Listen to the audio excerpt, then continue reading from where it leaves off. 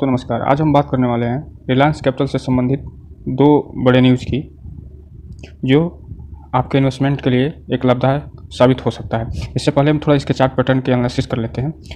तो ये इसने अभी 5% का अपर लगाया हुआ है। अगर इसके हम 5 दिन के चार्ट पैटर्न की बात करें तो उसमें भी इसने लगभग 21% का रिटर्न निकाल के दिया है, जो कि इसमें 5 दिन से लगातार 5-6 दिन से अपर सर्किट में काम कर रहा है। इसलिए ये जो है 20% या 21% दिखा रहा है, ये वही है। अगर हम इसके 1 महीने की बात करें तो 1 महीने में इसने लगभग 26% का रिटर्न निकाल के दिया है। 6 महीने में इसने लगभग 6% का रिटर्न निकाल के दिया है। वहीं हम अगर 1 साल की बात करें तो 1 साल में इसने माइनस में रिटर्न दिया है, अर्थात लगभग 3% इन्वेस्टमेंट को कम कर दिया है। अगर हम इसके मैक्सिमम चार्ट पैटर्न की बात करें तो मैक्सिमम चार्ट पैटर्न में ये अपने ऑल टाइम लो पे चल रहा है।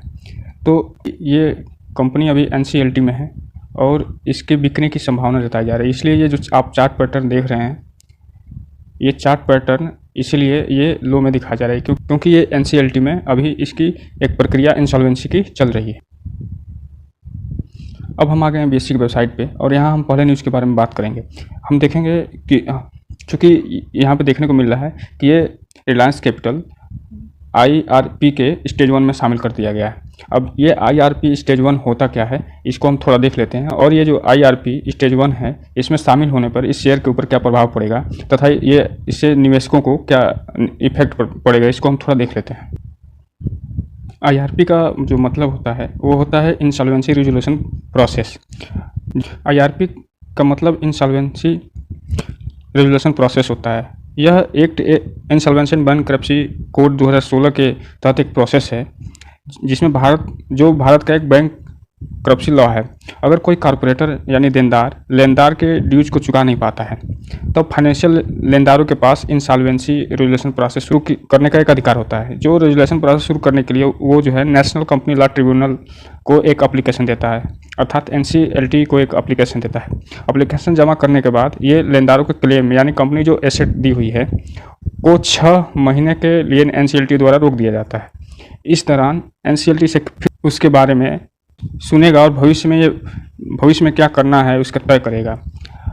या तो डेट रेजुलेशन, कॉर्पोरेट रिस्ट्रक्चरिंग या फिर लिक्विडेशन कर सकता है, अर्थात इसका एक रेजुलेशन कर सकता है, कॉर्पोरेट रिस्ट्रक्चरिंग के लिए कह सकता है या फिर इसका लिक्विडाइजेशन कर सकता है। यह प्रक्रिया स्टेज में होती है, कई स्टेज में होती है। अभी हम आपको बताएंगे कि कितनी स्टेज में होती है। पहले स्टेज की बात करें जिसमें अभी ये शामिल है, उसकी बात करें तो IRP स्टेज 1 और उससे ऊपर के शेयर को केवल 1 सप्ताह के लिए पहले ट्रेडिंग में बेचा जा सकता है, अर्थात यानी सोमवार को।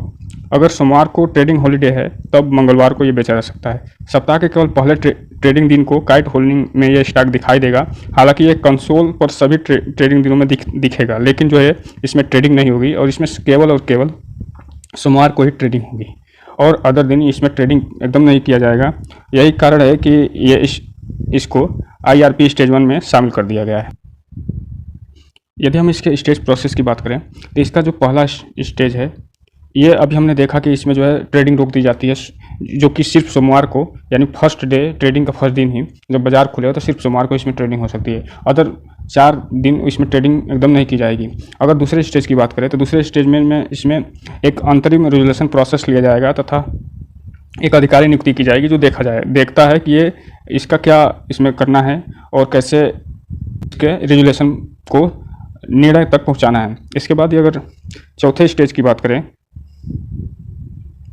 चौथे स्टेज में इसको एक समय दिया जाएगा कि इतने दिन में आपको ये काम कर लेना है। अगर 5वें दिन की बात करें तो इसमें कोलेशन एंड एनालिसिस किया जाएगा इसके फैक्ट का, और साथ ही साथ जो ये अपॉइंटमेंट हुए हैं अधिकारी, उनका द्वारा एक रिपोर्ट को इसमें देखा जाएगा। 5वें स्टेज में इसको एक रेजुलेशन प्लान निकाला जाएगा और ये रेजुलेशन प्लान में ये होगा कि जो है ये इस कंपनी का क्या करना है, लिक्विडाइजेशन करना है इसका, या फिर डेप्ट को रिस्ट्रक्चरिंग करनी है, या फिर कोई और काम करना है।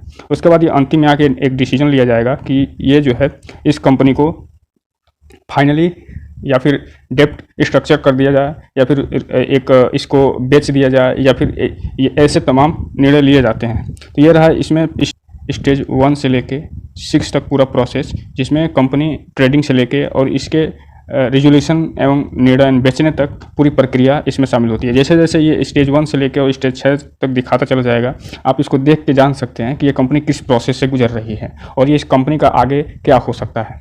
कैपिटल के बारे में अभी हाल ही में 2 अपडेट आए हुए हैं। पहला अपडेट जो आया हुआ है वो 3 जुलाई को आया है और दूसरा जो अपडेट आया है 7 जुलाई को मार्केट बंद होने के समय ही आया हुआ है। तो चलिए देख लेते हैं पहले अपडेट के बारे में।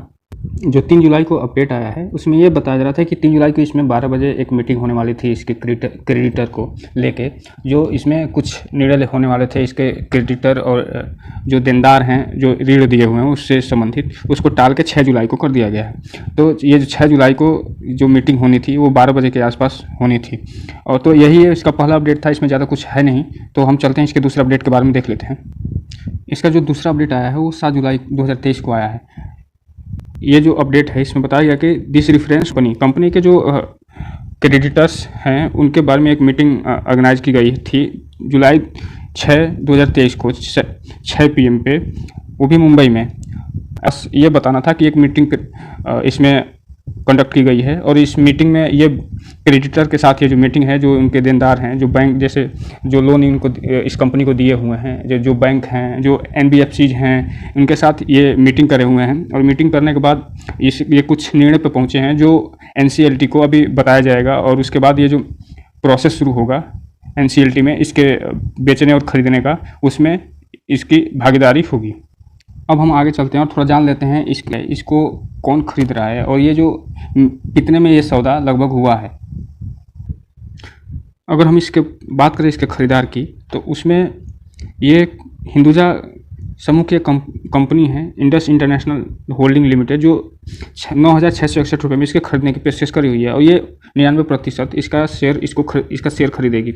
और ये इसी हिंदुजा जो ग्रुप है, इसी के एक बैंक भारत में लगभग भारत का 5वां सबसे बड़ा बैंक है वो काम करता है, वो है इंडसइंड बैंक। और साथ ही साथ इसी का एक और सबसे बड़ी भारत की एक कंपनी है, आप नाम सुने होंगे, वो है अशोक लेलैंड। अशोक लेलैंड भी हिंदुजा ग्रुप की एक बहुत बड़ी कंपनी है और ये भी हिंदुजा समूह के अंतर्गत आती है। तो अब चूँकि रिलायंस कैपिटल एक बहुत बड़ी संस्था के पास जा रही है, तो ये संभावना जताई जा रही है कि इसमें इसके स्ट्रक्चर में अच्छा खासा चेंज आएगा और ये अपने शेयर होल्डर को एक अच्छा खासा रिटर्न देने की संभावना रखता है। अब हम जाते जाते थोड़ा सा इसके डिलीवरी पैटर्न की भी एक बार चर्चा कर लेते हैं।